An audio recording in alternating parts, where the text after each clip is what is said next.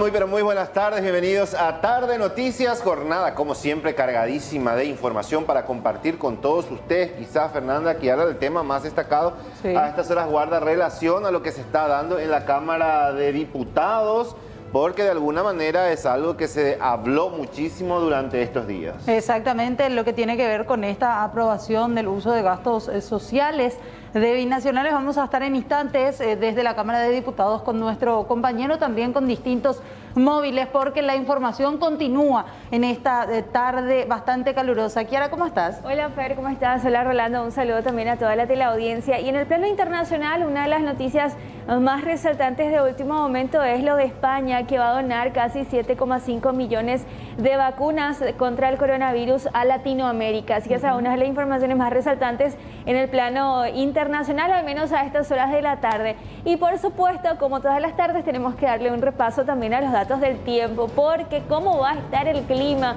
para el resto de la jornada y también para los próximos días. Va a bajar la temperatura, ¿no? Va a llover, eso lo vamos a ver ya rapidito. 30 grados con 2 la temperatura, cielo despejado a estas horas, una sensación térmica también de 30 grados, una humedad de 41% y el viento noreste que va soplando a 22 kilómetros por hora. El resto de la jornada, según meteorología, nos espera una jornada cálida a fresca, una temperatura de 32 como máxima para hoy. Por la noche nos espera una temperatura de 27 grados a 24 y ya por la madrugada una temperatura que iría de 24 grados a 21.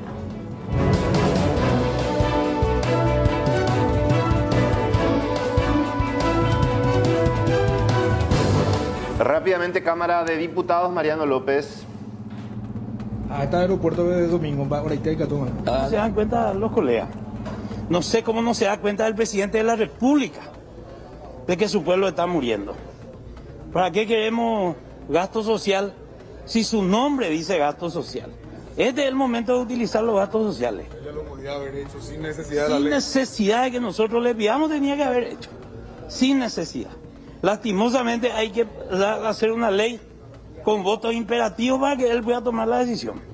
No, dicen también, diputado, que al final de cuentas el tema de los gastos sociales no hay un monto fijo establecido, no es que está presupuestado ni nada por el estilo y que depende otra vez del consejo de cada entidad. No hay un monto establecido, hay un monto más o menos que se maneja un 150 a 180 millones de dólares entre los dos binacionales. Tampoco esto entra en el clasificador presupuestario. Hacienda no tiene nada que ver.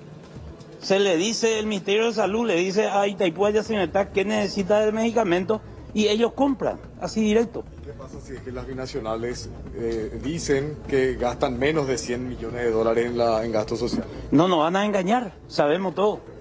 Vamos a hacer pedido de informe y vamos a ver cuántos son los gastos sociales. Ahora queda la pelota dentro del Ejecutivo, que bien podía promulgar o vetar o parcialmente No, hacerlo. ahora queda la pelota que tiene que hacer.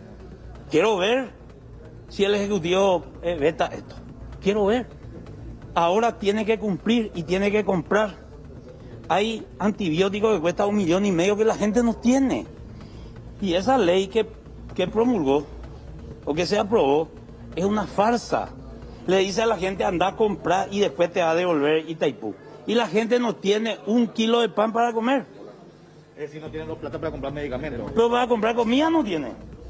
La gente está ahí esperando la caridad del pueblo, que gracias a Dios somos solidarios y todos los días la gente le da de comer a esa pobre gente. ¿Cuál es el alcance de la ley aprobada, diputado? Si nos explica un poco.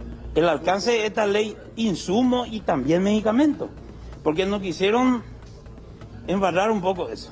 Y dice que al decir insumos no es medicamento, no es cierto, porque esto compra las binacionales. Acá no hay hacienda, no hay esa burocracia que nos está matando a todos. Porque la burocracia es lo que nos está matando a todos. ¿Una conciencia política o un triunfo ciudadano, teniendo en cuenta la presión que se estuvo dando desde el pueblo, por así decirlo? Y bueno, yo no sé si llamarle conciencia política, porque si era conciencia hace rato se hubiera hecho. ¿Triunfo ciudadano entonces? Y es un triunfo ciudadano. Es un triunfo ciudadano, es una cosa que ya no pudieron soportar, porque yo te puedo asegurar que esos colegas que votaron en contra le llamaban su tía, le llamaban su padre, le llamaban su hijo. y le dicen, no podés votar en contra de esto. Pero puede dar un alivio por un mandato imperativo de bloque. ¿Qué? ¿Por qué lo hacía? ¿Por un mandato imperativo del bloque? No sé, yo le... ¿Los parientes le están suplicando también lo mismo? Y no sé, yo le preguntaba a los colegas, no entiendo por qué ustedes votan en contra de esto. Esta ley incluye un informe bimestral. Con esto se debe presentar el gasto exacto ahora de los fondos sociales, todos los detalles, cosa que no quisieron suministrar los directores. Claro, tiene que presentar. Eso ya es secundario. Los mecanismos de control ellos van a buscar. A mí lo que me interesa es que la gente tenga medicamentos y que salvemos más vidas que hoy se están muriendo como perro, como gallina. Están muriendo ahí en el pasillo de los hospitales.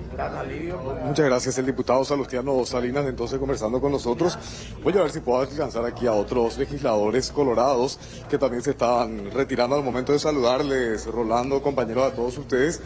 Pero nada más también para escuchar la versión del sector colorado. Aquí está retirándose el diputado Colin Soroka, también Casmin Narváez. Vamos a escuchar lo que mencionan.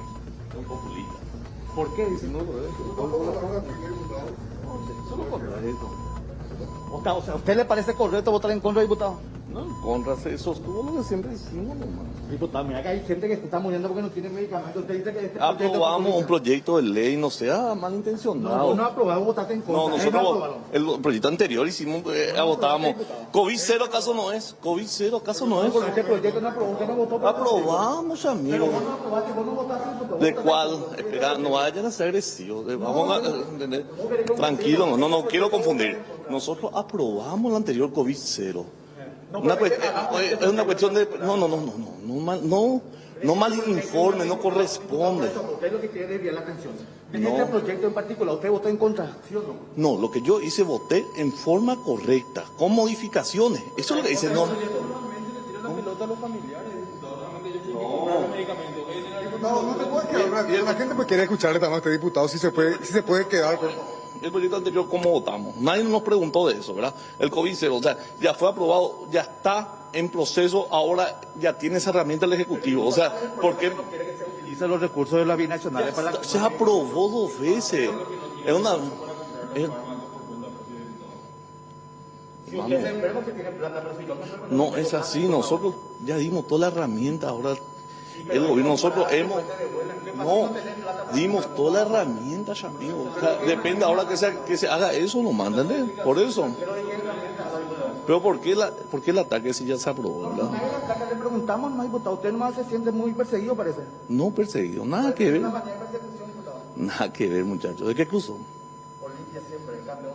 Claro que un olimpista sea así. ¿Qué piensa de eso? Que pueden salir a comprar los medicamentos por falta de recursos, tienen que vender sus vehículos. Es triste nuestra situación que está pasando la pandemia, no solamente en el Paraguay. O sea, vamos a ser claros un poco en esto, ¿está bien? No es una cuestión, vos pensás que no nos duele, a mí me duele, viejo, con el dolor en el alma. No, señor, nosotros hemos hecho, la Torre ha explicado técnicamente un tecnicismo del proyecto. No puedo, si yo no... Veamos el problema. Ustedes quieren que yo me quede a hablar y no me dejan hablar. Entonces, no, a ver, otra vez. Son una especie de buzón del strike. No, nada que ver, yo lo voy a hacer honesto. La Torre dio una explicación técnica con relación a lo que fue realmente el proyecto. Esperana, dame unos minutos anterior. Esto nosotros sostuvimos lo que nosotros habíamos anunciado nomás. O sea, y sostuve con el tiempo lo que venía haciendo. ¿O acaso los fondos, yo te voy a decir unas cosas, hay una cuestión acá que le quieren mentir a la gente? ¿O acaso los fondos de las binacionales no han hecho la terapia de Pilar? ¿O acaso los fondos de la binacional no han hecho la terapia de Misiones? Pero no estoy cambiando de esto. ¿O acaso, acaso los fondos de las binacionales nos estaban complementando con los productos e insumos que faltan en el hospital en el interior? ¿O acaso no hay ampliación de hospitales con fondos de las binacionales? ¿O acaso... Quiero terminar nomás el proceso. Ahora, hay una cuestión del Ministerio de Salud. Inclusive había un 120 millones de dólares que nosotros modificamos anterior para que sea fuente de financiación. Acá la gran pregunta es, ¿verdad?, al Ministerio de Salud con relación a lo que es este tema de los recursos que tiene, claro, o sea, que hay, según ellos nos dijeron la pasada, había un informe de 6 llamados que se declaró desierto.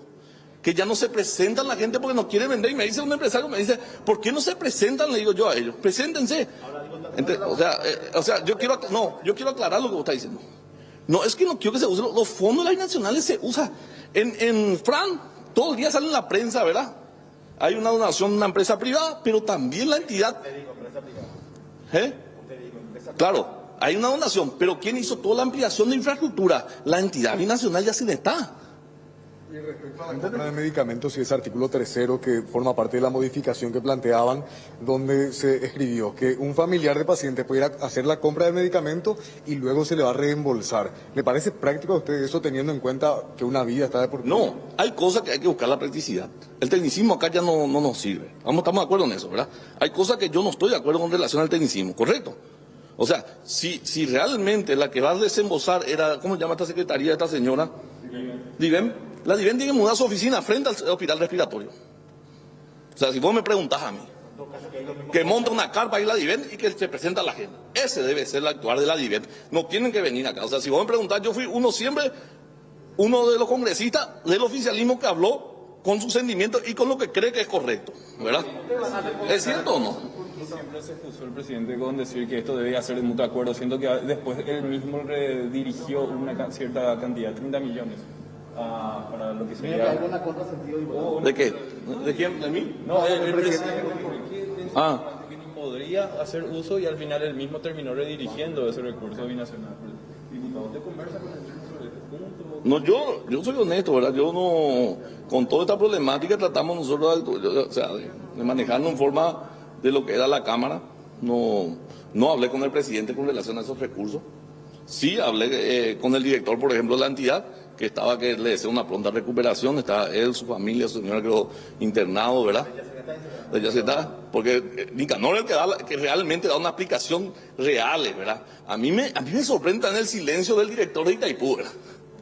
Que salga a decir lo que Itaipú hizo, porque hizo muchísimo Itaipú con relación a las USF construidas. O sea, usaron los fondos para la parte de salud. Lo que yo no entiendo nomás el mudismo de este tipo que nos sale a hablar también, ¿verdad? Finalmente, ¿ustedes van a recomendar al presidente que vete o que promulgue esta ley?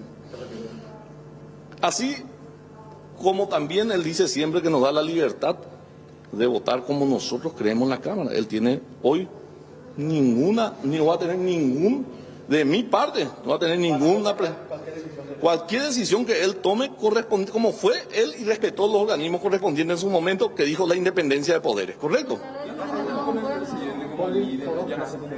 Bueno, es lo que nos explica entonces el diputado Colin Soroka, quien también se retira aquí de la sala de sesiones. Compañeros, así como lo han mencionado ustedes, se aprobó finalmente este proyecto de ley con 40 votos a favor. La versión Senado es la que prevaleció y ojo, porque 39 votos de los legisladores aquí en Cámara Baja fue por la versión de la Cámara de Diputados.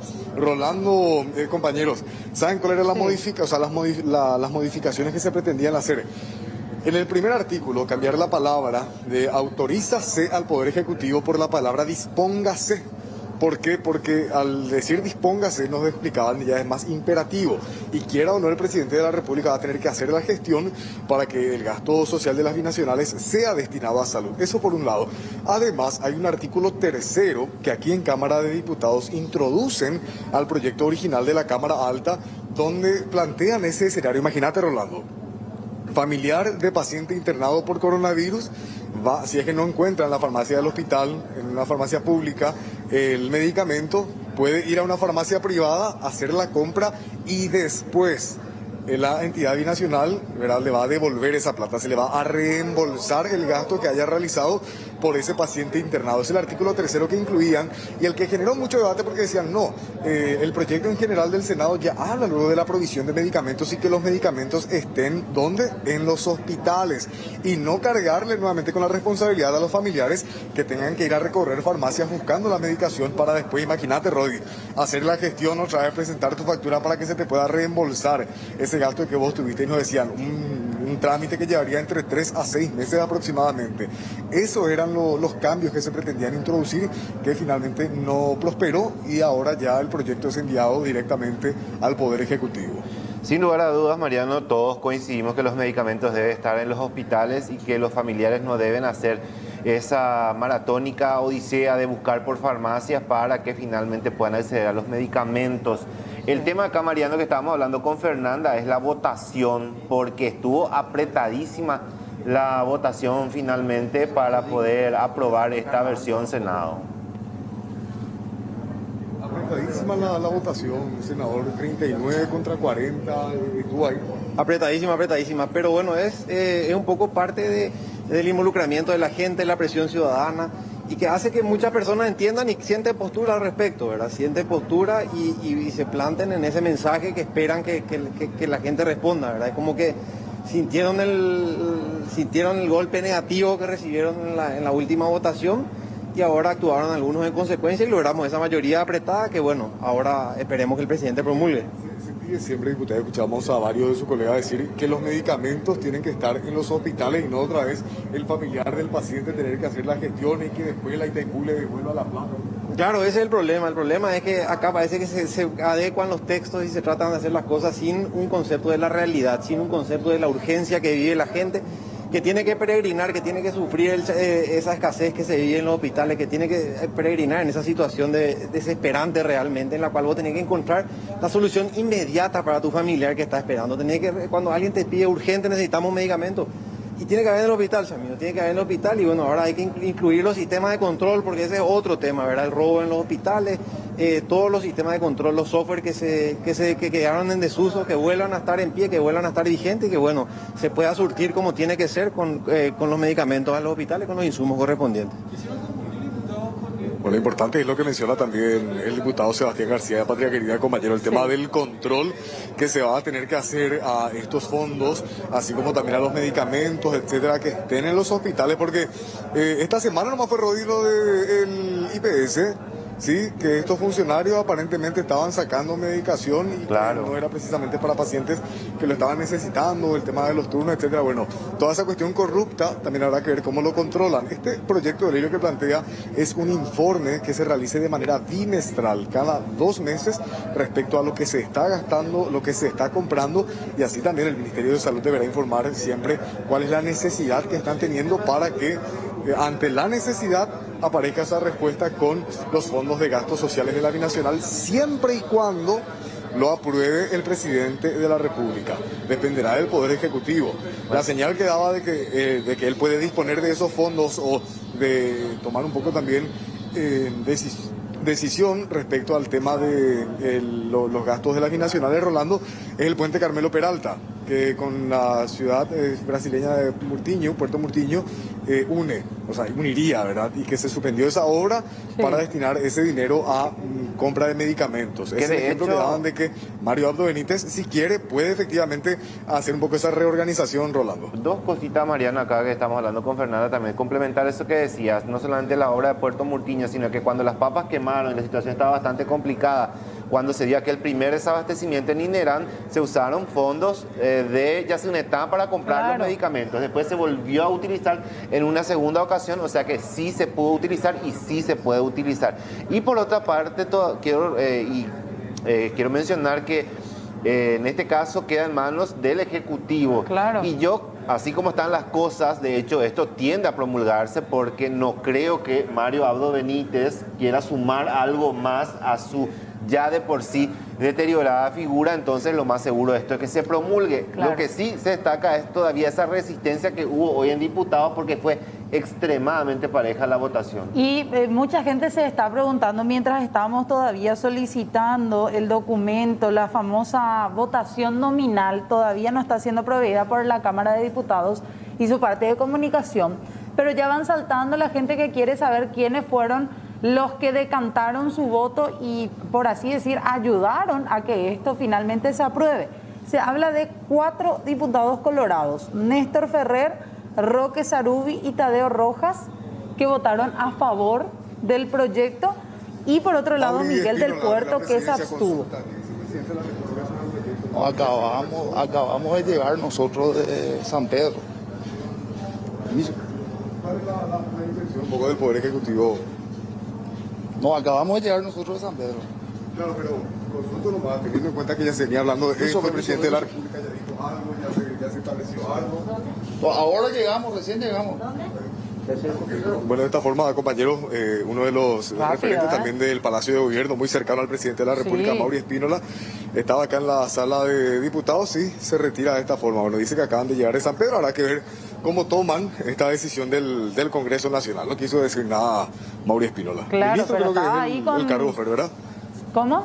¿Estuvo acompañando esto del Mariano? Creo que él... Sí, Hernán Rivas es el diputado que estaba ahí con él, que se estaba retirando, diputado colorado del sector cartista. Asesor, secretario privado del presidente de la República, Mauricio Espínola. Así que seguramente ya fue a informar de toda la situación, de cuál fue más o menos el consenso que se tuvo. Decíamos, estos 4 diputados, uno de ellos del puerto que votó, que se abstuvo de votar, son todos cartistas. O sea, son todos del Movimiento Honor Colorado, los que finalmente decantaron su voto de esta manera, y muchos destacaban el hecho de que Miguel del Puerto se haya abstenido de votar. Inclinó la balanza. Inclinó la balanza porque si no íbamos a estar en un 40-40 de votos. Y va a depender del presidente finalmente. ¿Algo más por ahí, Mariano, que quede? Bien, quedamos atentos. Se sigue la sesión aquí de la Cámara de Diputados. Otro de los proyectos pendientes tiene que ver con la intención de otorgar una pensión graciable a Obdulia Florenciano, la madre de Delio Morínigo, una pensión que originalmente se pretendía que sea un salario mínimo al mes. En la Cámara de Senadores aprobaron la idea, pero le aumentaron la pensión a 3 millones de guaraníes al mes. Eso es lo que también ahora se estará tratando, además de otros temas que tienen que ver con la actividad propiamente de la Cámara de Diputados, entre pedir informe institucional, etcétera. Excelente. Bueno, gracias Mariano López por este completo informe. Entonces, información destacada a estas horas en la Cámara Baja y de Diputados. Vamos al Senado, donde también tenemos importantes novedades. Exactamente. Raúl Bogarín, contigo. ¿Qué tal? Buenas tardes, Rolando, Fernanda y a todos los televidentes de Tarde Noticias. Vamos a hablar acerca de esta reunión que mantuvieron, en este caso la Comisión de Salud de la Cámara Alta, con el Canciller Nacional Euclides Acevedo, quien brindó de forma detallada algunos puntos acerca de su viaje que hizo a nivel regional, además de las negociaciones de las vacunas rusas, qué pasa con el mecanismo COVAX y además de las donaciones de la India. ¿Cuándo llegarían estas donaciones? Según el Canciller Nacional Euclides Acevedo, el domingo arribarían las 100.000 dosis de las vacunas, en este caso Covaxin, completando de esa manera la donación de 200.000 dosis. Además, aseguró que ya se firmó el contrato de 2 millones de dosis que tienen que llegar en los próximos 15 días, una gran parte, y ya posteriormente en 90 días, a más tardar, tienen que completar las 2 millones de dosis que fueron adquiridas ya del gobierno indio. Escuchemos lo que decía el canciller Euclides Acevedo a la salida de esta reunión que mantuvo con la Comisión de Salud de la Cámara Alta. Acerca de la reunión que mantuvieron. Fue una reunión sumamente provechosa donde hemos brindado un informe detallado a los señores miembros de la Comisión de Salud del Senado Nacional y hemos respondido a algunas preguntas puntuales, pero fue una reunión extremadamente provechosa. Ahora, canciller, con la vacuna, un ageta, Domingo Caru, que tú dejó aeropuerto. Sí. Muy bien, ¿Qué tipo de vacunas van a llegar? Vienen las 100.000 dosis de la Covaxin, que forma parte del paquete de donación que el gobierno indio ha dado a Paraguay en términos de cooperación, y esperemos que el contrato firmado de 2 millones también tenga un arribo en breve, un lote bastante considerable, de tal suerte a satisfacer las expectativas sanitarias de nuestro país. De tu recorrida a nivel regional, ¿qué se puede decir, canciller? Bueno, de mi recorrida regional en términos de vacuna, poco o nada, porque acuérdate cuando me coge ahí la vacuna no me dejan allá. Pero ese recorrido fue un recorrido programado mucho antes de las urgencias sanitarias de carácter comercial, de carácter político y de carácter industrial. Pero por supuesto tocamos el tema de la vacuna y de momento eso no ha tenido la expectativa que podíamos haber tenido. Por ejemplo, Butantan, el laboratorio brasilero de altísima gama en términos de industria farmacológica, recién ahora van a producir las vacunas. ¿Cuál fue el compromiso? de las primeras excedencias, pues el destino privilegiado va a ser Paraguay. Ahora, canciller, con relación a las vacunas rusas, ¿qué se sabe? Las vacunas rusas, de acuerdo a la última información de nuestra embajada en Moscú y del embajador ruso en Paraguay, es que también en breve, creo que la próxima semana, arribará también un lote considerable de las 1 millón de dosis compradas y que todavía se nos debe alrededor de 950.000 dosis. Después de que se fue Escoto, ¿qué se puede decir acerca del mecanismo COVAX? Amigo, porque ese mecanismo COVAX no ha tenido el éxito deseado. No obstante, yo creo que si cambian las personas, ¿por qué no van a cambiar las instituciones? En ese sentido, creo que el compromiso de la OPS de hacernos llegar a fin de mes 138.000 dosis, y bueno, ahí estamos a la espera. Ahora, con este contrato, por último, con el gobierno indio, ¿cuándo se tendría con exactitud esas 2 millones que arribarían? No te puedo dar esa actitud, pues esa es la fascinación mediática. Lo que sí sabemos es que, de acuerdo al contrato, las 2 millones de dosis tienen que ser suministradas entre 90 y 180 días, no más de 180 días. Y el primer lote esperemos que lo haga en menos de 15 días. Hasta el aeropuerto de Domingo, ahora está que toma. A las 3 llega tu marejo, las 16:40 llega el avión. Muchas gracias, canciller. Lo que decía el canciller nacional Euclides Acevedo. ¿Qué hora va a llegar las 100.000 dosis el domingo? 4:30 de la tarde, mencionaba el canciller nacional. Además, para destacar algunos puntos y que dejó entrever el canciller, tiene que ver con la gestión de Escoto. Decía, si cambia una persona, debe cambiar también la institución. Con esto deja entrever que no hubo una buena gestión del representante de la OPS en nuestro país, Escoto, quien no formaba ya parte de esta comisión.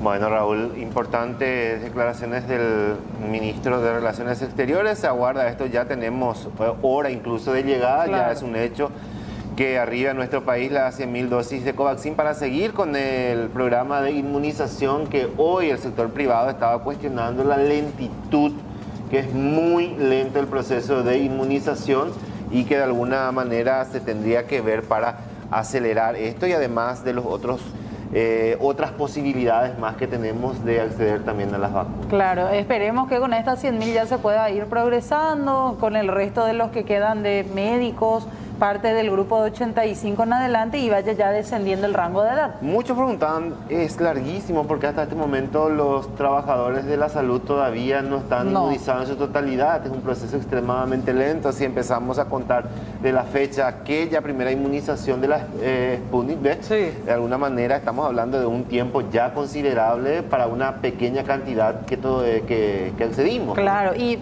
haciéndolo más el cálculo de que cierta parte de estas 100.000 vayan al personal de salud, me fijo acá en Vacunate, en la página del Ministerio, 179.000 personas registradas, es decir, mayores de 60. Y hoy también hablaban de que la inmunización ya a las personas que va a ser en orden del registro, de acuerdo a cómo fuiste registrando, te van a ir convocando para la vacunación también. Estamos hablando en el grupo ya de 60 para arriba. Sí.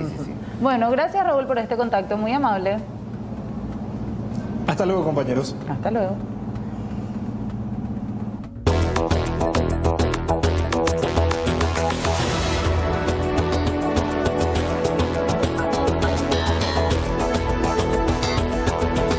La información del plano internacional nos lleva hasta Indonesia, en donde buscan a un submarino desaparecido. La Marina de Indonesia busca un submarino desaparecido este miércoles con 53 tripulantes a bordo y ha pedido ayuda a países vecinos como Australia y Singapur para rastrear las aguas al norte de la isla de Bali, indicaron las fuentes militares. Según indicó un portavoz del ejército a la agencia Compass, el submarino KRI Nanggala 402, fabricado en Alemania en 1979, desapareció mientras realizaba ejercicios militares con torpedos a una profundidad de unos 700 metros, esto a las 3 hora local. El comandante mariscal afirmó que la nave desapareció poco después de obtener el permiso de inmersión y aseguró que acudirá este jueves al lugar para supervisar la operación de búsqueda en la que participan Australia y Singapur con submarinos especiales para el trabajo.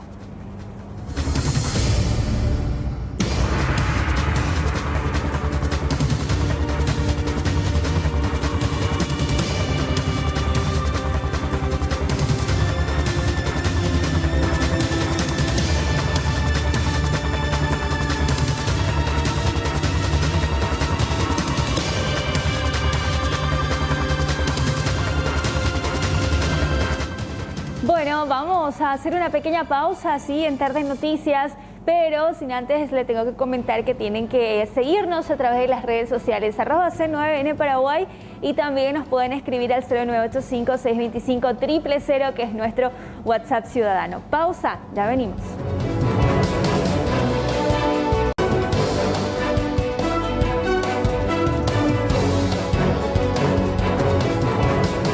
Seguimos haciendo Tarde de Noticias, tarde cargada de informaciones, sí, Fernanda, y ahora nos ponemos a hablar de algo muy preocupante que venimos siguiendo, el tema del consumo de ivermectina en menores. Claro, y también con respecto a los peligros debido a este caso que saltó y que generó también muchísima preocupación, la del adolescente de 15 años, que se está investigando de hecho el caso, que consumió ivermectina en grandes cantidades. Exactamente, la madre ya dialogó con la fiscal María José Abet en el transcurso de esta tarde. Ella habló con nosotros y explicaba los datos preliminares que fue recibiendo y de cómo fueron suministrando estas pastillas al adolescente en un lapso de 11 días en total. Vamos a escuchar lo que decía la fiscal al respecto. Digamos que confirmé la versión que me habían dado preliminarmente las médicas del hospital de Barrio Obrero, específicamente una médica, la jefa de guardia, que fue la que había recibido el día 13 al chico en el hospital de Barrio Obrero. La señora estuvo con COVID en principio, la madre, y le estaba haciendo un tratamiento al hijo, supuestamente a modo de profilaxis, de prevención, con un médico, ¿verdad? Fue una comunicación con el médico vía WhatsApp y vía llamadas telefónicas. Al chico le recetaron altísimas cantidades de ivermectina, ¿verdad? Hasta que finalmente él es llevado al servicio de salud, al hospital de Barrio Obrero, donde él queda internado. En esa noche ya él se descompensa y le consiguen un lugar en UTI de IPS, y es donde él está hasta ahora internado, intubado y en estado crítico. Aparentemente el chico estaba tomando 6 pastillas diarias por un lapso de 8 días y luego 13 pastillas diarias por un lapso de 3 días, lo cual, conforme a las conversaciones que tuve con profesionales de la salud, tanto del hospital como del Ministerio Público, serían dosis bastante elevadas, más tratándose de un paciente pediátrico. Por eso justamente estoy juntando las fichas médicas, los historiales clínicos, para que eventualmente, en caso de que sea necesaria hacer una junta médica, se pueda contar con todos esos elementos que obviamente tienen que ser valorados por profesionales de la salud. Bueno, van apareciendo más datos. Imagínense, haciendo nuevamente el recuento de lo que cuenta la fiscal. Sí. Empezamos por esas primeras semanas, porque consumió durante 8 días... Una semana. Una semana, sí. 6 pastillas de ivermectina. Por día. Claro, por día. 6 durante 8 días. Ahí estamos hablando, ¿cuánto decíamos? 48. Después volvió a consumir los 3 últimos días antes de su ingreso al Barrio Obrero. Aumentaron la dosis. 13 de forma diaria, por 3 días.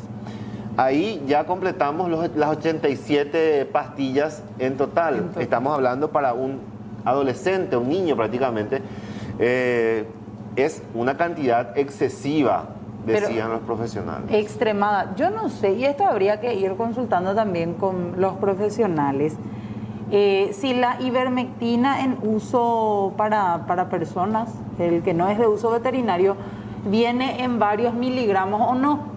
Porque si viene en el mismo miligramo, en en una única presentación, por así decir, estamos hablando de dosis muy elevadas. Porque, para poner en la balanza, este chico que tomó 87 pastillas se compara con la recomendación que suelen hacer de ivermectina, que te dicen toma uno cada 20 días. No, claro, hay que ver, porque hay muchísimas recetas, Fernanda, y en este caso, si es que se llega a suministrar a un paciente, se hace con prescripción médica y ellos saben la dosis, no todos recetan esto, pero en algunos casos hay que seguir, pero en este caso estamos hablando de cantidad, no sé, exorbitante, que evidentemente le va a terminar haciendo algún daño a un chico de esa edad. Estamos hablando de 87 pastillas en 11 días.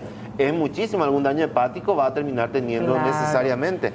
Y en paralelo nada más a eso, también retrasa la consulta rápida. Porque uno, ¿cuánto se tardó la mamá o los responsables de este chico? Más de 15 días, 11 días. Sí, 11 días consumiendo esto, siendo que al inicio ya podía ir y consultar rápidamente para evitar que hoy este chico esté en un grave estado. No se le atribuye la responsabilidad a la madre porque en este caso, de acuerdo a la denuncia del Ministerio de Salud, alguien le dijo a la mamá, un médico le dijo a la mamá para que le dé esto al chico. Entonces, de alguna manera no se le responsabiliza a la madre en este caso porque ella también recibió una indicación médica. Claro. Hay que tener en cuenta también ese punto particularmente. Y los profesionales hablan, Fernanda, del riesgo que implica la automedicación y principalmente cuando hablamos de ivermectina, y el suministro a menores. A niños principalmente. Y vamos a escuchar lo que respondía con respecto a este tema el doctor José Oviedo. Puntualmente hay que entender que la ivermectina es una droga como cualquier droga tóxica y esta en particular a dosis altas bastante hepatotóxica, así que daña el hígado, también otros órganos, ¿verdad? Pero su consumo en dosis elevadas va a generar un daño al organismo, ¿verdad? Yo no te puedo hablar del tratamiento o del uso de la ivermectina en COVID porque de hecho nosotros no lo usamos, es más, lo desaconsejamos, pero cualquier medicación a dosis alta es tóxica.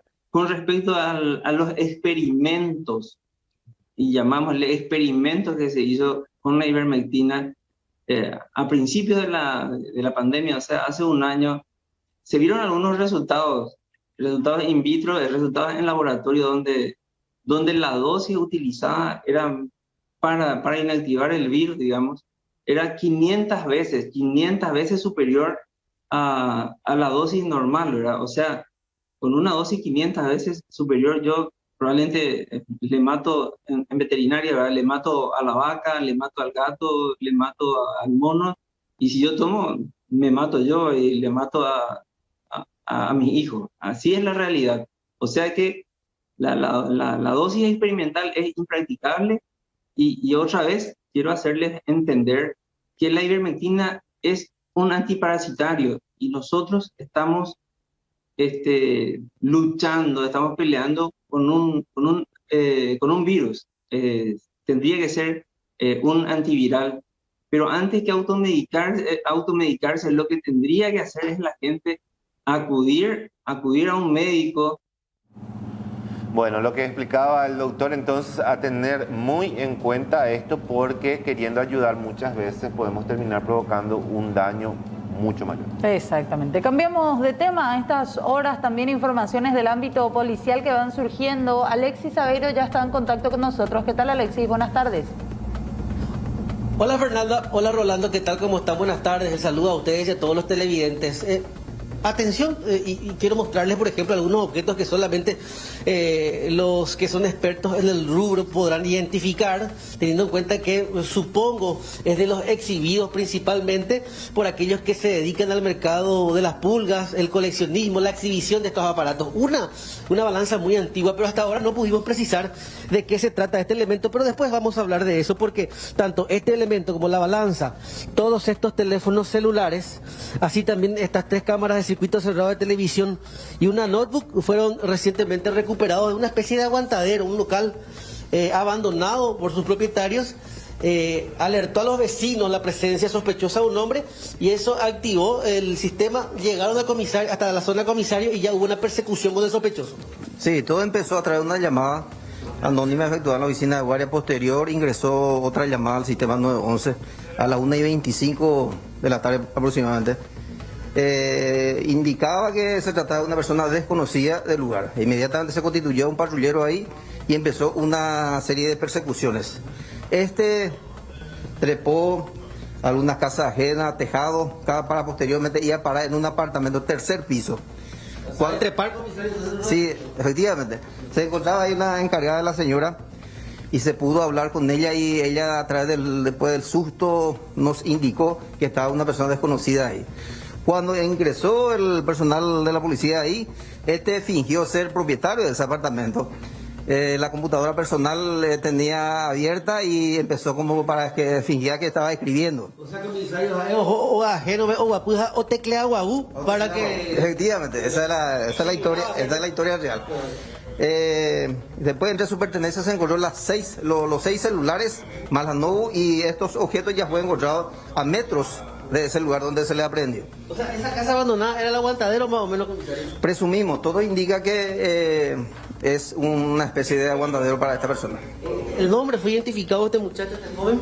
Por lo menos manifestó ser Daniel Alfonso Riveros Mora, paraguayo, 27 años, con supuestamente domiciliado sobre los Bartolomé en la casa Barrio Vista Alegre. Pero esto vamos a estar corroborando acerca del sistema AFIS de informática de la policía para descartar cualquier duda sobre su verdadera identidad, porque él dice llamarse. Porque con este datos él no posee ningún antecedente. Con lo que él proveyó. Así es. Le preguntaba hace rato, tiene el aspecto, o sea, muchas veces a simple vista se nota cuando una persona consume algún tipo de estupefaciente. Él no presenta ese aspecto de chespirito, como se le dice comúnmente. Sí, a prima facie no presenta ninguna característica. Por eso estamos viendo la parte técnica referente a la identificación plena de esta persona para no estar diciendo otro nombre. Aparte de eso de simular teclear una computadora durante un procedimiento es de muy cuerdo. Efectivamente, es muy astuto. Trató de ser astuto para desviar la atención de la policía. ¿Y la consumía? Oye, sí, señor. A lo largo del procedimiento, comisario, hasta ahora nadie se presentó a reclamar ninguno de los objetos de valor. O sea, los teléfonos no tienen denuncias porque no se sabe a quién pertenece. Sí, esto es muy reciente. A través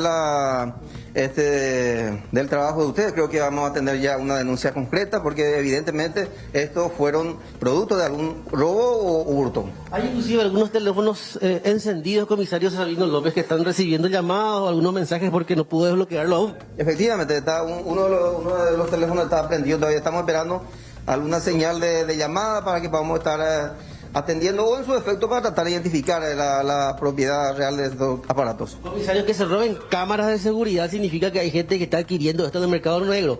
¿Pueden usarlo así o aparentemente como repuestos? Es lo que presumimos. Lastimosamente eso era una voz populi, gente que reduce objetos robados, objetos de dudosa procedencia, objetos que no tienen ninguna documentación.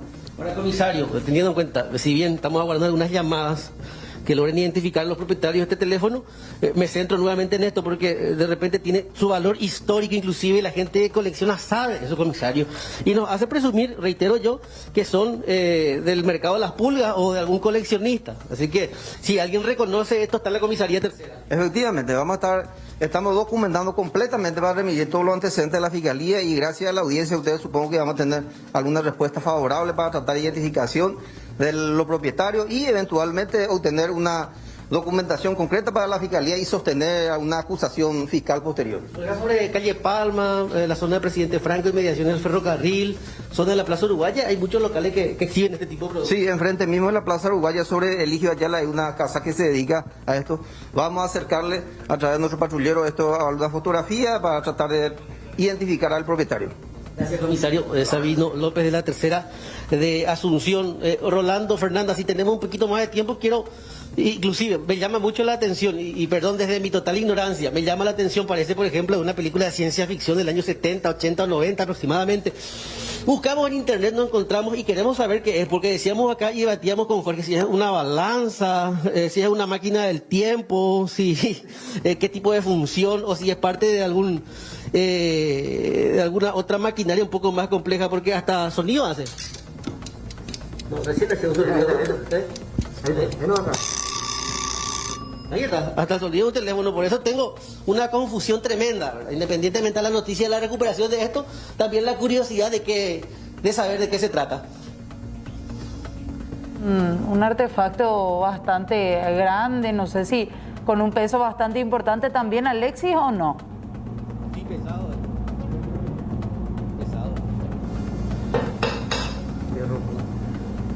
¿Es pesado? Sí, es pesado, es pesado. Ok. Bueno, gracias Alexis por este contacto. Será hasta el próximo. Hasta el próximo contacto.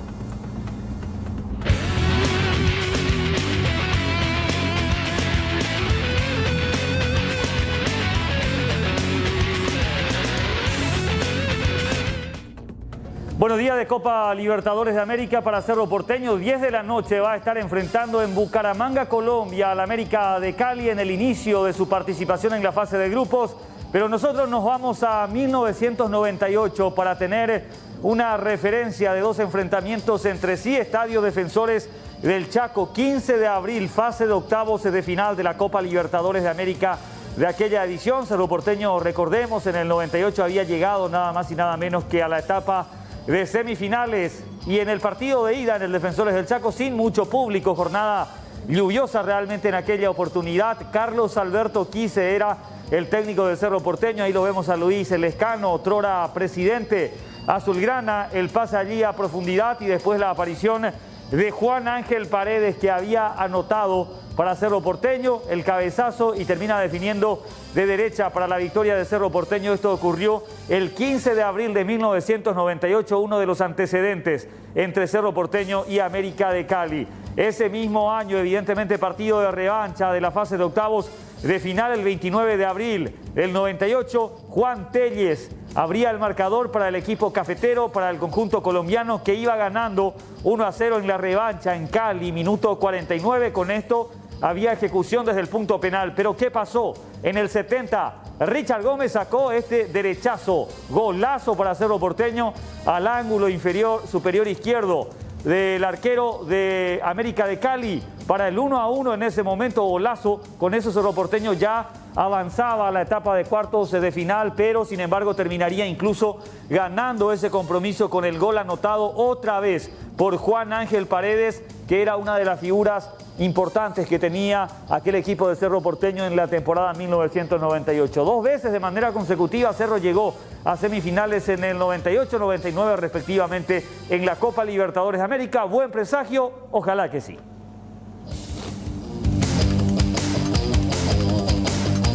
Por hoy vamos a repasar cuál es el probable equipo que prepara Francisco Chiqui Arce para este estreno en el plano internacional en esta temporada 2021. En el arco, Jan Fernández. Así como están las cosas, va a debutar el arquero brasileño de 25 años de edad. La defensa con Alberto Espínola, Juan Patiño, Alexis El Pulpito Duarte y Santiago Arzamendia.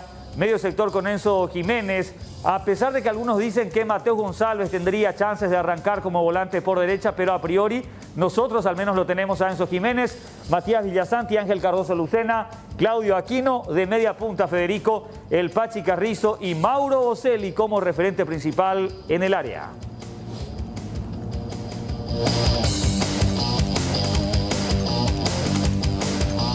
Atención, porque aparentemente hay una herida abierta entre Cerro Porteño, el arbitraje de nuestro país, la Asociación Paraguaya de Fútbol también metida por allí, porque el Tribunal Disciplinario de la APF abrió un expediente a Cerro Porteño por supuestos insultos y amenazas que se dieron en la previa del partido entre el Azulgrana y Libertad el fin de semana pasado. El informe del tribunal expresa que estos hechos provinieron de parte de la hinchada del Ciclón y se dieron en los alrededores del estadio La Nueva Olla, según lo expuesto por el delegado del partido, Flaminio Sosa. Es por ello que se corrió traslado a la entidad para que presente su descargo al respecto. Las pancartas iban dirigidas contra la APF y el presidente de la Comisión de Árbitros y decían algunas de ellas: andate Elizondo a tu país, tenemos nuestros propios ladrones, basta de robar, haciendo referencia al videoarbitraje, al VAR, dejen de robarnos también, haciendo el juego de la palabra con la frase, o en este caso con la palabra VAR, fuera Elizondo, cómplices del amaño, APF fraude, algunas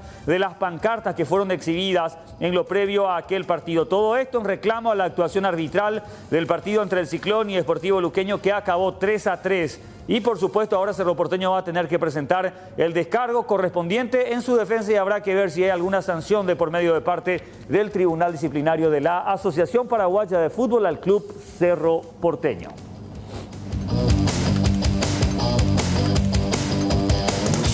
Bueno, a nivel mundial, naturalmente, el coronavirus sigue siendo motivo de estudio de la ciencia, de la medicina, y en ese sentido, un futbolista paraguayo sufre algunas secuelas bastante particulares después de tener la enfermedad.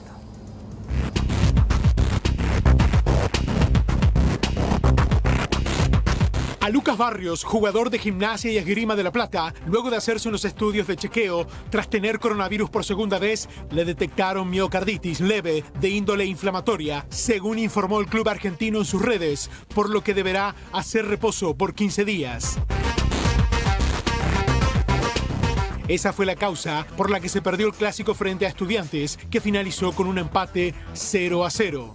La miocarditis se produce por una inflamación en el miocardio, afectando la capacidad de bombear el corazón, pudiendo producir arritmias. El ex mundialista con la selección en Sudáfrica 2010 dio detalles. Hay que cuidarse, tratar de descansar este tiempo que ellos me dicen, que puede ser 5, 10, 15 días, hasta que se desinflame el edema que decís vos, y después, bueno, volver a lo normal. Así que muy en ese lado tranquilo, pero también obviamente me hubiese gustado estar hoy y bueno, lo vengo a apoyar a mis compañeros de acá para que obviamente estemos todos juntos, ¿no?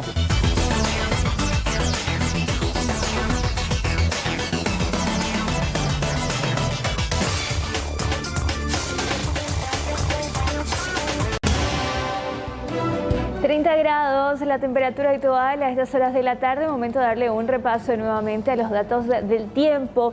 Sensación térmica también de 30 grados, cielo despejado, humedad de 45% y el viento que sopla con dirección noreste a 18 kilómetros por hora. Resto de la jornada. Para la noche nos espera una noche cálida a fresca, una temperatura que iría de 27 grados a 24 y ya por la madrugada vamos a tener una temperatura que iría de 24 grados a 21. Pronóstico extendido, cómo van a estar los próximos días según meteorología. Para mañana jueves nos espera un día bastante inestable con lluvias, mínima 21 grados, una máxima de 31.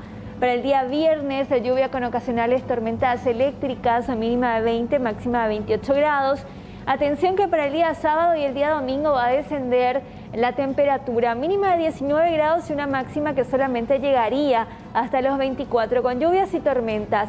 La situación para el domingo también es similar, con lluvias, una temperatura mínima de 18 y la máxima que también alcanzaría solamente los 24 grados.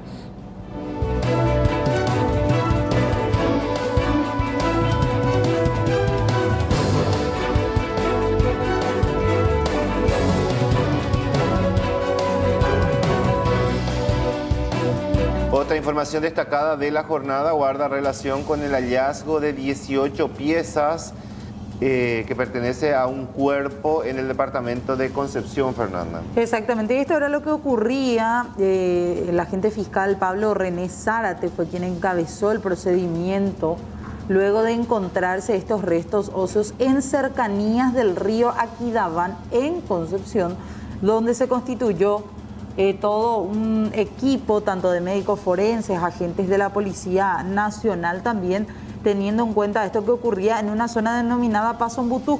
Exactamente, en la zona de Pasombutú se hizo este procedimiento donde se desenterraron 18 piezas de un cuerpo, presumiblemente de un varón, según había manifestado el representante del Ministerio Público. También levantaron de ese lugar prendas íntimas que fueron encontradas al lado de los restos óseos.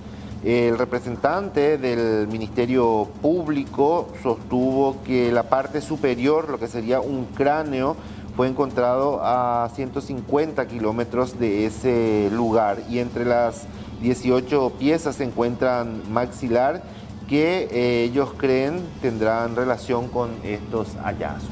Vamos a escuchar lo que manifestaba el comisario Aníbal Gutiérrez con respecto a este procedimiento. El día de ayer tuvimos conocimiento de un hallazgo de cadáver que había comunicado una persona, un pescador específicamente, a la comisaría jurisdiccional, capitán Jiménez. Entonces, ya en hora de la noche, el jefe de comisaría de esa dependencia se había comunicado conmigo y habíamos acordado que hoy a primera hora nos íbamos a constituir con con todos los personales técnicos en el lugar, como igualmente con la Fiscalía de turno de Orqueta. Y es tal es así que hoy el día de la fecha, hoy a primeras horas nos habíamos constituido al lugar a la vera del río Aquidabán, ya límite ahí como usted está diciendo con Loreto, específicamente ahí con frontera con Isla Hermosa. Y tal es así que habíamos encontrado cadáveres de personas y en este momento están trabajando los técnicos a fin de juntar todos los que encuentren en el lugar, como igualmente vestimenta también, que probablemente con el que se había enterrado, ¿verdad?, en el lugar. Entonces, posteriormente vamos a tener datos si corresponde a ser personas de sexo masculino o femenino y de quién se trate. Pero estaba enterrado. Sí, efectivamente, estaba enterrado a la vera del río, como le dije aquí, Dabán, y probablemente en un desborde quedó en la intemperie.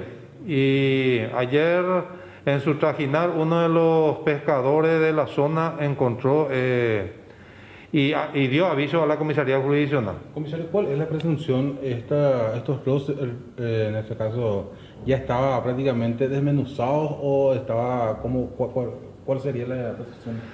Sí, totalmente, los huesos no allá quedó en el lugar, justamente cercano al lugar de donde fue hallado hace poco tiempo otro restos óseos de ser humano también. Un cráneo.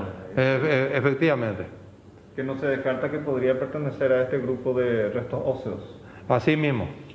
Comisario, el resto que se encontró ya sería de mucho data, ¿cómo?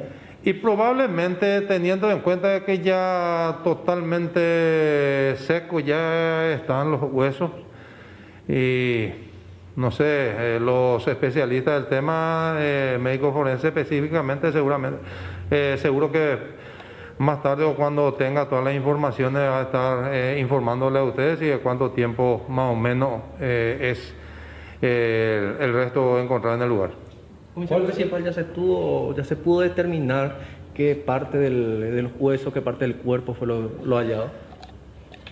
Al principio, cuando yo estaba todavía por ahí, ya se estuvo quitando parte del fémur, costillas, las vértebras y estaban cavando como para quitar todo el cuerpo que probablemente está enterrado en el lugar. ¿Aproximadamente cuántos metros bajo tierra está? No, ya prácticamente quedó a la vera de la tierra, teniendo en cuenta que en un desborde del río lo habrá dejado en esas condiciones. ¿Se presume que sería persona adulta, comisario? Al decir los restos de los huesos, probablemente de persona adulta. Bueno, lo que mencionaba el comisario Gutiérrez, de hecho que esto ya se va a trasladar toda la morgue judicial y se va a hacer todo el proceso para intentar identificar con los maxilares principalmente la que podría ser la identidad de esta persona. Bueno, evidentemente hay algo más dentro de todo este proceso y va a ser muy importante porque fíjate en el informe del Ministerio Público que remite la Dirección de Comunicaciones, habla de que a 150 kilómetros se encontró un cráneo. Sí. Y después, en otro sector, encontraron estas 18 piezas y que creen podrían estar relacionadas, entonces de alguna manera están manejando informaciones y este estudio antropológico va a permitir determinar a quién pertenece este cuerpo que fue encontrado allí en la zona de Orqueta. Exactamente, vamos a estar siguiendo el caso. Mucha gente, ya cambiando de tema, mucha gente se preguntaba y decía, quiero saber quiénes fueron los que votaron a favor o en contra con respecto a este proyecto de gastos sociales en su versión Senado, la versión original que fue aprobada, y ya tenemos esta nómina oficial. No sé si podamos ir acercando de uno en uno desde el inicio, porque hubo algunas variaciones y el conteo quedó en 41 votos a favor de la versión Senado, 38 votos a favor de las modificaciones y una abstención. Exactamente, y así votaron los diputados. Hay algunos que dijeron que votaron supuestamente por la versión de Senado, pero finalmente quedaron registrados que dejaron su voto en contra. Claro, Freddy de Clesis. Exacto, uno de ellos. Sí. Y de los que se había mencionado, Fernanda, de los 4 que se había mencionado, a ver ahí si es que podemos ubicar cómo llegaron a votar el caso de Tadeo Rojas, por ejemplo. Sí, vamos bajando un poquito más y vamos a encontrar en el número 22 a Fernando Ortellado. Fernando Ortellado, desde Honor Colorado, tengo entendido, que votó a favor de la versión Senado, es decir, a favor de la aprobación sin modificaciones. Ahí está, en el punto 22, el diputado Fernando Ortellado de la ANR, que votó a favor. Y en el 25 está lo del Puerto, que se abstuvo. Sí, de Miguel del Puerto Silva, también de ANR, que se abstuvo de votar. Después, si pasamos a la siguiente columna, vamos a ir viendo, entre ellos también a varios de los diputados colorados que decidieron decantar su voto por el rechazo de la versión Senado, porque ellos pretendían algunas modificaciones a este proyecto. Vamos bajando un poquito más a la parte, ahí está, la parte de abajo, en esa primera columna que vamos a ver, vamos a ir buscando, encontramos por ejemplo en el número 53 a Néstor Ferrer, de la ANR, también que votó a favor de la versión Senado. Y después en la siguiente columna... En el 69 está Miguel Tadeo Rojas. Sí, Miguel Tadeo Rojas, y creo que con ellos completamos. A ver, Miguel Tadeo Rojas, y después de eso... Sí, solamente ellos fueron los que decantaron sus votos, después ya vemos a la gran mayoría. En el 30 a Sarubi. A Sarubi, tenés razón. Sí, en el número 30 a Roque Sarubi, que también votó por la versión del Senado, que era uno de ellos, de los que finalmente votaron por esta opción que mencionaban y que tenía por lo menos también la gran aprobación de la ciudadanía, después de que hayan rechazado un proyecto similar justamente en la Cámara de Diputados, es que ahora cambiaron los votos, igual relativamente ajustados, 41 a 38, con una de las personas, uno de los diputados colorados que votó, o que se abstuvo, mejor dicho, de votar. De esta manera, finalmente votaron los congresistas de la Cámara Baja, y ahora tenemos que esperar qué es lo que va a pasar a continuación y cuántos días tienen. Estaban informando que tienen una cantidad de 6 días más o menos, si no es más, para aprobar o rechazar, o sea, para vetar o no en el Poder Ejecutivo. Entonces, 41 a favor, 38 en contra, una abstención, y marcaron allí la diferencia los colorados Fernando Ortellado, reiteramos, Roque Sarubi, Néstor Ferrer y Tadeo Rojas, y la abstención de Miguel del Puerto.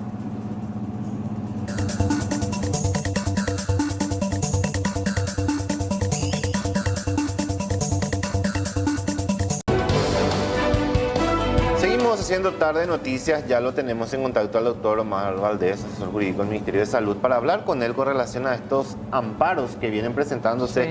Y estábamos observando un documento sobre un caso en particular, un amparo presentado donde desde la asesoría le informa al juzgado que lastimosamente ya no se cuentan con camas disponibles. Doctor, ¿cómo estás? Buenas tardes, gracias por atendernos.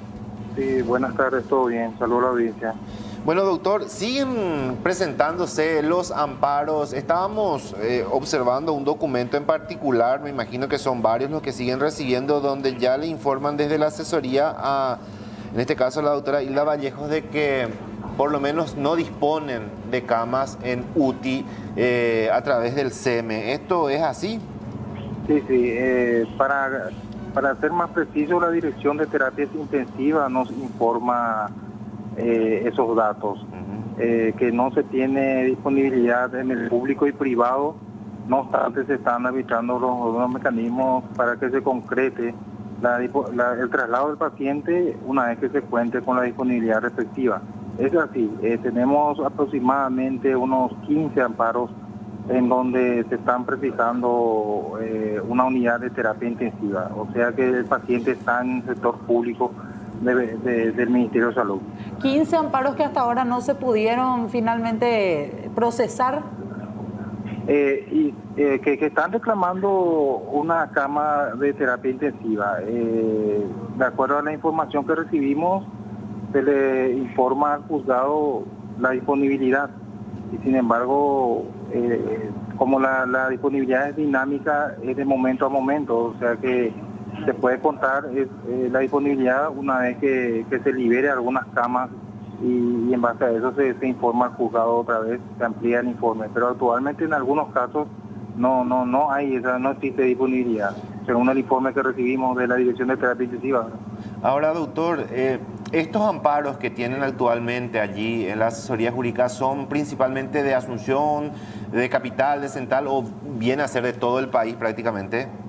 De todo el país tenemos, o sea, más de la ciudad de Asunción, pero de todo el país tenemos.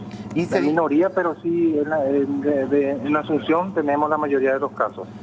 Y también tenemos amparos que reclaman o solicitan que se asuma los costos de la internación por parte del Ministerio de Salud de personas que ya están internadas en el sector privado, que son los casos mayoritarios que tenemos. En total tenemos como 67 amparos ahora actualmente en trámite, o los que ingresaron en esta cartera de Estado reclamando la atención o una cama de terapia intensiva por amparo, de los cuales 15 son los que precisan UTI actualmente según los datos que tenemos. Doctor, simplemente para ser preciso, porque es muy importante ese dato que nos estás proporcionando, serían como 67 amparos. Esto incluye tema UTI y también el tema de cubrir los gastos de internación en el privado, tengo entendido, así, ¿no? Sí, así es. Sí, 67 amparos en su total, en su totalidad. Entonces, 15 personas están precisando ser trasladados en una unidad de terapia intensiva y los demás están solicitando se asuman los costos de la internación del lugar donde ya están internados, que son la mayoría de los casos que tenemos. Estos 15 que están pendientes, abogado, ¿en cuánto tiempo más ustedes calculan que se podrá ir dando cumplimiento a ellos? ¿Cuál es la información que les llega desde la parte de terapias? Y no podría precisar, sino depende de la disponibilidad. Esa es la información que nosotros recibimos de esta dependencia. No podríamos precisar exactamente cuándo se tendría esa disponibilidad. Ahora, se busca en la parte pública o en la parte privada, de acuerdo a los convenios que existan actualmente. Si bien es cierto, ahora ya salió una ley de gasto cero pendiente de reglamentación, pero depende de la disponibilidad en el sector privado también para que ese paciente pueda ingresar ahí en un sanatorio privado, porque en el sector público no se tiene disponibilidad según la información que tenemos del CEME, que es el órgano rector que se encarga de verificar las disponibilidades. Luego, a partir de ahí, se verifica en el sector privado, en base a los convenios que se tenga con algunos sanatorios. Eso se encarga la Dirección de Terapia Intensiva, que es una dependencia también del Ministerio, y si existe esa disponibilidad, entonces ese paciente estaría ingresando ahí, en base al convenio, o ahora actualmente en base a la ley que rige actualmente a partir del 16 de abril, sería a partir del día siguiente de la promulgación de esa ley. Ahora, doctor, ¿es más factible, por decirlo de alguna manera, hoy tratar de absorber los gastos de internación que conseguir camas en UTI? Cumplir con esa orden, con ese amparo.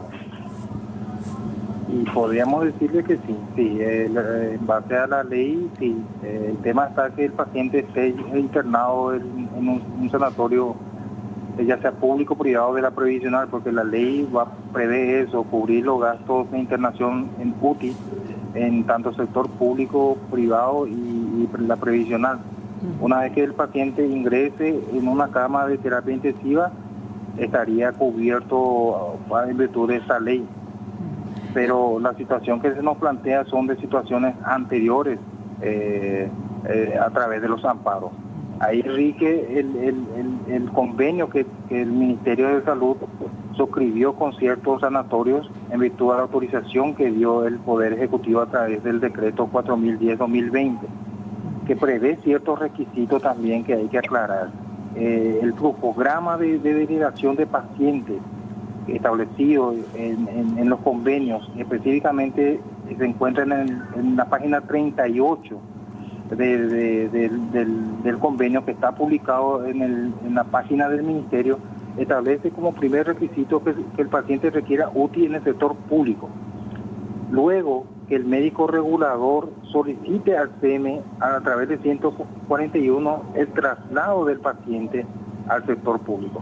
En algunos casos no se cumplen estos requisitos, porque hay que entender que también está previsto en el convenio que únicamente se puede admisionar al paciente en un sanatorio privado si el director de terapia intensiva acredita el cumplimiento de todos los requisitos establecidos en ese convenio. Entonces, esa situación también se da en ciertos pacientes que están en el sanatorio privado, pero sin embargo no se tuvo nunca un pedido al sector público o al CM de que este paciente sea trasladado al público o que se precise una cama de terapia intensiva en el sector privado. Entonces, administrativamente no se encuentran dadas las condiciones para que se asuma a través del convenio. Eso también se informa al juzgado, y también en esos casos el juez de la causa está evaluando si se dan igual los presupuestos para darle lugar a su acción de amparo y condenar al Ministerio, en su caso, a asumir los costos de la internación. Claro, y justamente sobre este punto, ahora la imposibilidad que tienen por el momento debido a la falta de disponibilidad de camas. Legalmente se habla de que uno, cuando no hace el lugar o no cumple un amparo, podría ser posible de desacato. ¿Cómo queda ahora el Ministerio de Salud entonces al frente de esta cantidad de amparos, abogados, que no se pueden cumplir? Y bueno, para que se configure el desacato, el juez de la causa debería de analizar si hubo causa injustificada de cumplimiento de la resolución judicial. En este caso le estamos informando que no existe esa disponibilidad, no hay un incumplimiento doloso de parte de la resolución judicial. El juez debería de analizar en su caso si él considera que se incumplió su resolución, remitir a la parte penal a fin de determinar si existe o no algún tipo de responsabilidad penal de parte del Ministerio de Salud, y en cabeza de quién recaería, ¿verdad? Claro. Pero debería de analizarse si hubo una conducta dolosa o intencional de incumplir la resolución judicial.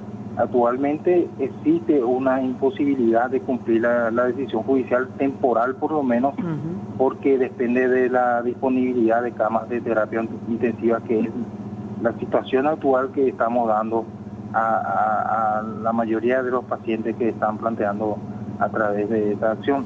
Todavía no tuvieron retorno, abogado, del juzgado penal de garantías, ¿verdad? Del caso específico que me está hablando, ¿verdad? Después de haber enviado esta nota, porque estamos compartiendo también la nota que enviaron. Sí, luego que se informa al juzgado este informe circunstanciado, el juez ya está en condiciones de dictar la resolución. No ubico específicamente el caso que me está comentando, pero en general deciden a favor del paciente, hace lugar al amparo y nos ordena arbitrar los mecanismos a fin de concretar el traslado de este paciente tanto en un público o privado, siempre y cuando se tenga esa disponibilidad. Perfecto. Esa es la decisión judicial que se toma como consecuencia del informe que nosotros le estamos informando. Por supuesto, cuando recibimos la notificación, comunicamos otra vez a la dependencia competente para ver la factibilidad de dar cumplimiento a esa resolución. Bueno, doctor, te agradecemos muchísimo por estos datos, muy amable como siempre. No tiene problema. Hasta luego. Hasta luego. El doctor Osmar Valdés, asesor jurídico del Ministerio de Salud. Simplemente quiero centrarme en ese documento y si podemos acercar, para cerrar nada más esto, vemos en uno de los párrafos. Abajo mismo, ¿verdad? Ahí está, sí. En el punto número 2, tercer párrafo. El punto 2, en el tercer párrafo dice: se informa al juzgado que no existen camas en UTI en el sector público conforme a los reportes emitidos por el Servicio de Emergencias Médicas Extrahospitalarias, SEME. Sí, igualmente dice en la dirección o según la Dirección de Terapia Intensiva no se cuenta con lugar disponible en ninguna terapia intensiva del sector privado con convenio para atención del caso del paciente. Sin embargo, ya están activados los mecanismos para su derivación en cuanto se concrete la disponibilidad.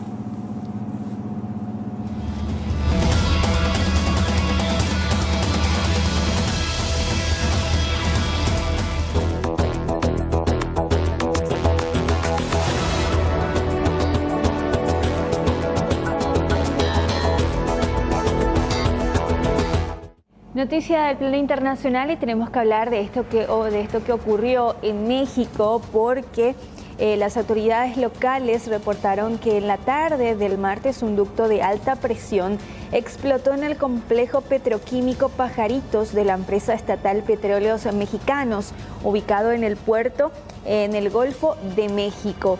El enlace regional de Protección Civil, Luis Castro, informó que por precaución llevaron a cabo la evacuación de 200 trabajadores de la compañía.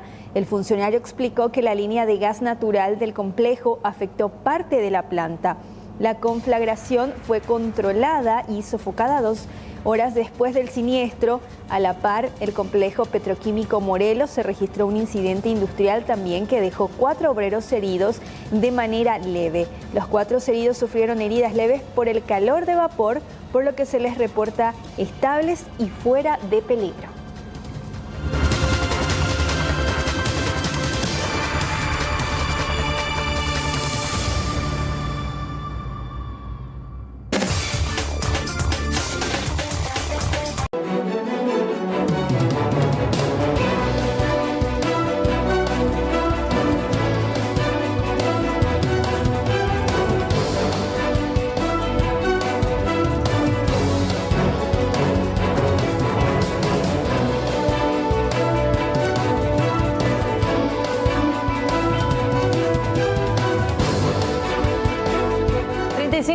Pasaron de las 4 de la tarde, seguimos acompañándote aquí en Tarde Noticias y tenemos que hablar de esta situación denunciada por familiares de pacientes con COVID que están internados en el hospital de Lambaré. Denuncian sobrecostos principalmente en un fármaco que es utilizado en la internación, la noradrenalina, que según ellos mencionaban, antes lo podían conseguir a un precio de entre 20.000 guaraníes aproximadamente y ahora tienen que pagar 78.000 por cada ampolla. En un comienzo estábamos consiguiendo aquí la noradrenalina a 15.000 a 20.000 guaraníes. Ahora, aquí les muestro, ¿verdad? 70.000 guaraníes, te sale 18 ampollas. Que antes estaba 20.000. 20.000 guaraníes. Es demasiado. Es demasiado. Miren aquí, 1.260.000 te sale 18 noradrenalina a 70.000 guaraníes. ¿Qué es lo que te piden ahora? Es lo que piden, así mismo es, porque estando ya en terapia es más, es más el pedido, ¿verdad? Y la cantidad de medicamentos también. Y te digo, es de 20.000 a 70.000 guaraníes, es muchísimo. Y por cada paciente solo es 50 millones. Y con este precio rápidamente vas a alcanzar y vas a superar todo lo que hay, ¿verdad? Ese es ahora nuestro reclamo aquí en la parte de UTI, ¿verdad? Con las farmacias, de que están alzando muchísimo el precio. ¿Hay otro medicamento que subió de precio o solamente este fármaco? Hasta el momento ese es el único, sí, que es lo que más está yendo de forma continua. ¿Y averiguaron en todas las farmacias que hay alrededor? Sí, hay algunos que no tienen existencia y esta que está teniendo es la que está con subida de precio, pero en otros lugares tienen a un precio menor. En otras ubicaciones de su farmacia. Así mismo, distante de aquí. ¿Te tocó ir a buscar a ese lugar o tuviste que acudir a este lugar? Así mismo, tuvimos que hacer el esfuerzo inmenso y son pacientes que no pueden esperar. Claro, están a la hora. Así mismo. Imagínense que en algunos casos los familiares dicen que del hospital de Lambaré tuvieron que ir hasta la sucursal de la misma farmacia que está al costado del hospital de clínicas y recién ahí es que consiguieron el mismo medicamento, la misma cantidad, cada ampolla a un precio mucho menor. ¿Qué decía la coordinadora de Diven que estaba también en ese lugar? Vamos a escuchar. Lamentablemente el mercado es libre. Las farmacias pueden hacer lo que quieran con el precio. Acá la manera urgente es que los familiares busquen dónde comprar, donde sean más baratos. En este caso, me parece que había un punto del tema, pues, medicamentos que mencionaban los precios se tienen que adecuar al límite que establece Dinavisa. ¿Eso controlan también ustedes como coordinadores? No, nosotros como Diven no controlamos, lo que hacemos es llevar justamente a la mesa de trabajo los reclamos de los familiares para ir mejorando lo que es el programa Putibo, ¿verdad? Muchos errores al inicio, ahora la gente sabe utilizar, están utilizando, se está haciendo muy bien la gestión y creo que hay más tranquilidad en los familiares que tienen sus pacientes en terapia intensiva y en terapia intermedia. El problema nomás se viene ahora con este tema de los precios que Diven no puede resolver como tal, pero sí vamos a llevar a la mesa donde están sentados la gente del Ministerio de Salud, la gente de Presidencia, Diven, para que ellos puedan dar una solución a esta problemática. Hablamos ahora de esto ocurrido en la reserva Morumbí, ya en el lado Caguazú. 2 efectivos del grupo Geo resultaron heridos de bala. Estamos hablando del suboficial inspector Ever Antonio Fretes Morales, de 35 años, y el suboficial Guido Martínez Barrios. De acuerdo a los datos que se tiene, esto ocurrió en horas de la mañana, alrededor de las 8:30 aproximadamente, cuando estos uniformados se encontraban realizando una patrulla de rutina dentro de la reserva en las inmediaciones de la colonia Piraverá. Ambos fueron trasladados hasta el hospital distrital de Curuguatí, donde se encuentran internados. Los investigadores están manejando varias hipótesis con relación a lo ocurrido en esta reserva. Sí, hay 2 personal heridos en el campo Morumbí. Estaba realizando patrulla y recibieron 2 heridos. ¿Pero fue sobre un caso de abigeato? No, ellos estaban luego en el establecimiento, en el inmueble. Estaban cumpliendo un oficio judicial. Ellos cubren luego ese inmueble. ¿Y quiénes son las personas que le dispararon? Y ellos no, de un monte era. Según los personales, recibieron de un monte. Entonces no pudieron identificar. No pudieron.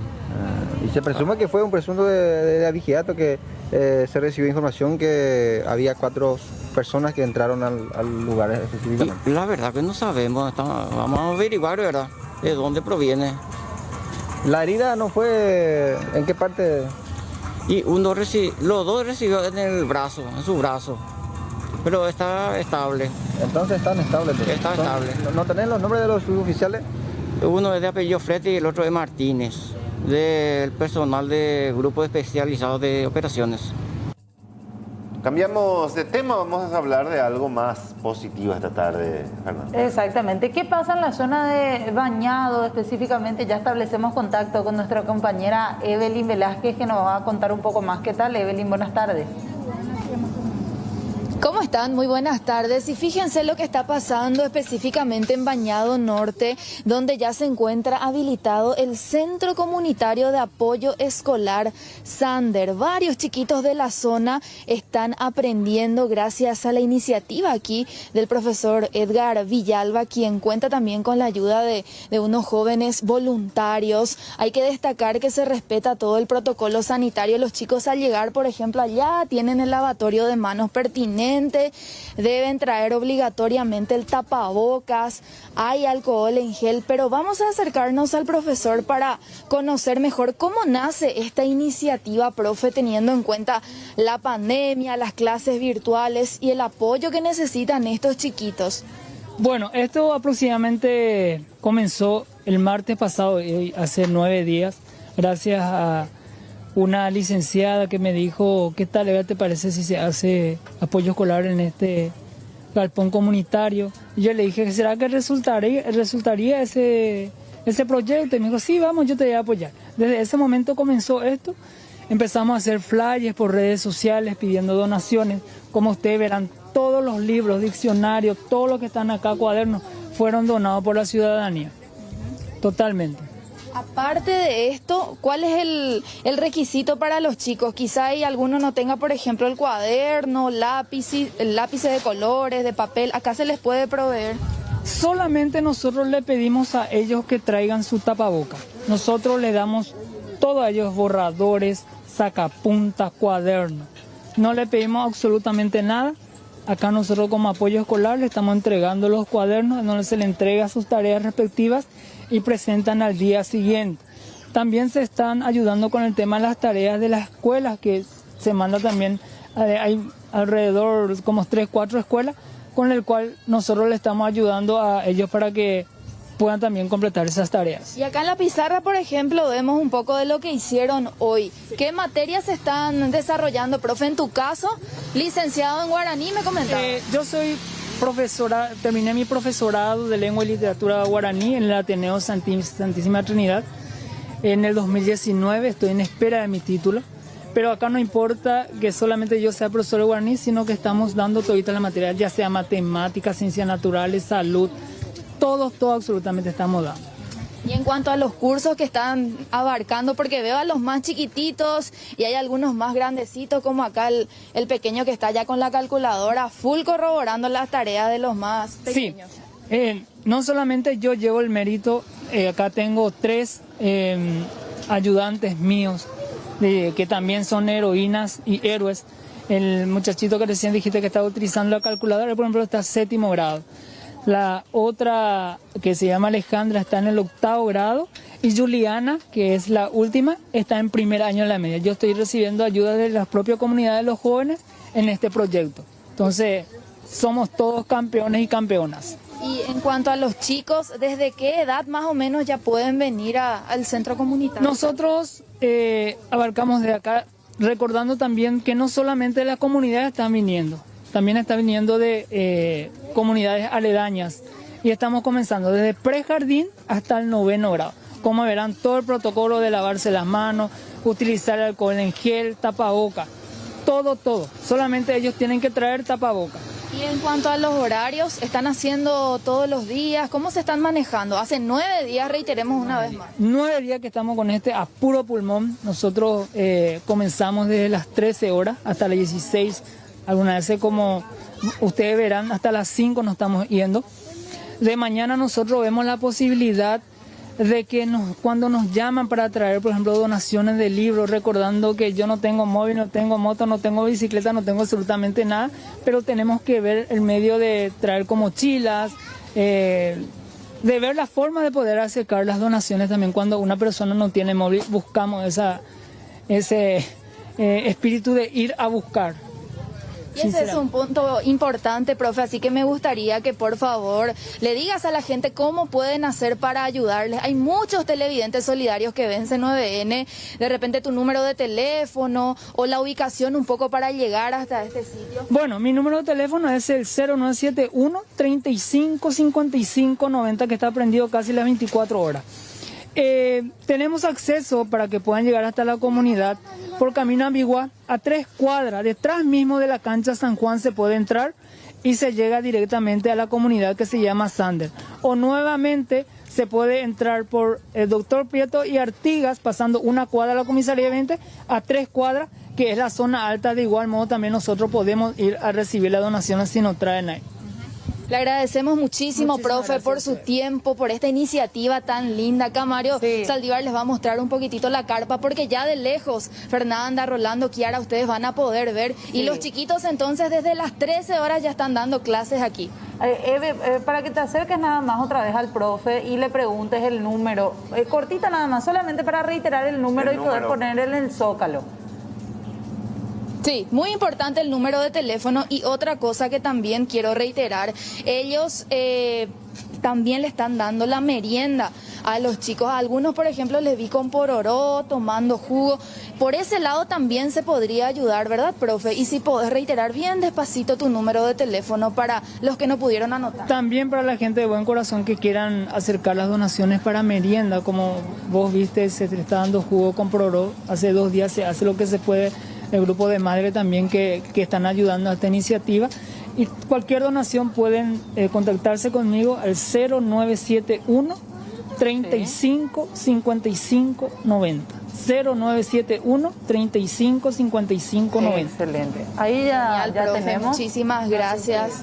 Sí, ahí la gente anotando también el número para que puedan colaborar, porque todo tipo de ayuda va a servir para esta gente y destacar esta iniciativa por sobre todas las cosas. Gracias, Evelyn, muy amable. Gracias a ustedes. Hasta luego. Bueno, 52 minutos de las 16 en todo el territorio paraguayo. Continuamos en Tarde Noticias. Vayamos al ámbito deportivo. En el plano internacional, noticia sumamente destacada porque Bélgica ya comenzó a vacunar a sus deportistas. Esto apuntando a los Juegos Olímpicos de Tokio.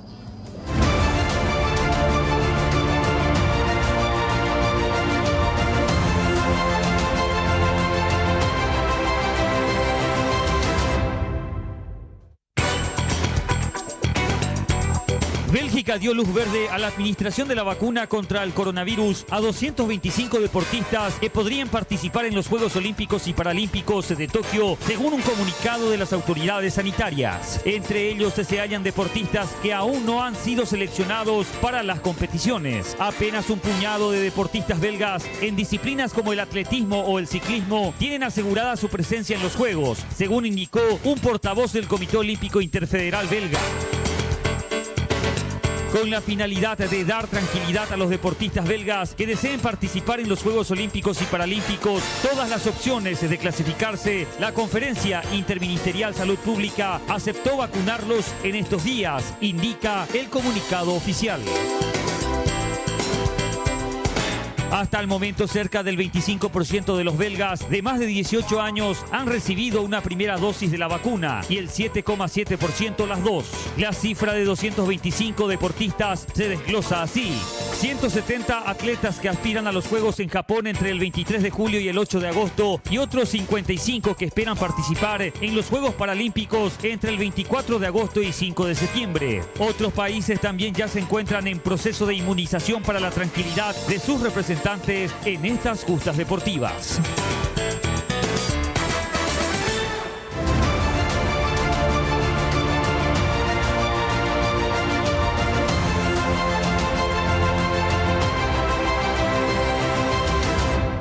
Bueno, continuamos hablando del plano internacional. Hablemos de la Copa América que se va a escenificar en dos países, en dos sedes, en Colombia, Argentina respectivamente, y en ese sentido también ya están designados los árbitros que van a formar parte de esta competencia. Hablamos también de árbitros paraguayos designados. La Dirección de Árbitros de la CONMEBOL hizo la nominación de la lista de referees que impartirán justicia en la Copa América 2021. 6 jueces paraguayos marcarán presencia en el prestigioso certamen continental de selecciones. Como solitario juez de campo irá Ever Aquino, mientras que como asistentes estarán Eduardo Cardoso y Milciades Saldívar. Igualmente, como árbitro asistente soporte fue nominado José Cuevas. Entre tanto, Derlis López y Juan Gabriel Benítez actuarán como árbitros VAR del videoarbitraje. En total formarán 14 árbitros principales parte de este evento, 22 jueces de línea y 16 árbitros VAR. Hablamos de la Copa América 2021 en Argentina y Colombia respectivamente. Goles paraguayos en el plano internacional. En Argentina, en el marco de la Copa Libertadores de América para el equipo de Argentinos Juniors, Gabriel Ábalos anotaba de esta manera en la victoria 2-0 frente a Nacional de Montevideo, Uruguay. Gabriel Ábalos, que viene destacándose, anotando goles en la Copa Argentina, en la Liga Argentina y también ahora a nivel de competencia CONMEBOL en la Copa Libertadores de América, en la victoria 2-0 de su equipo Argentinos Juniors frente al Nacional de Montevideo. Pablo Palacios también en Argentina de cabeza para Mitre, que cayó 2-1 frente a Gimnasia de Mendoza en la Primera B Nacional de Argentina. Estamos hablando del ascenso de nuestro país. Pablo Palacios, que en su momento jugó en General Díaz de Paraguay, en otros equipos también aquí de nuestro país, actualmente en el fútbol argentino y destacándose también con algunos goles sucesivos que viene anotando. Y por último, doblete de Javier Ferreira para Estudiantes de Río Cuarto ante el Huracán Las Heras en la Copa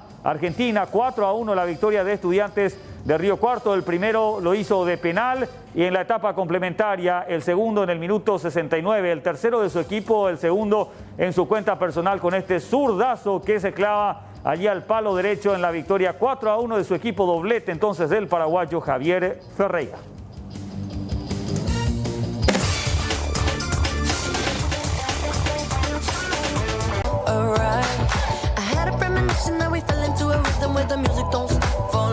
Vamos cerrando ya tarde noticias y vamos a cerrar con esta información que vamos a estar ampliando ya en el noticiero central, lo que pasaba hace instantes en la zona de Coronel Oviedo, allí en el límite con el departamento de San Pedro, donde los productores participaron de una jornada de protesta. Exactamente, de hecho en un momento dado arrojaron sus productos en plena ruta. Ellos exigen que estos sean comercializados con el precio que corresponde.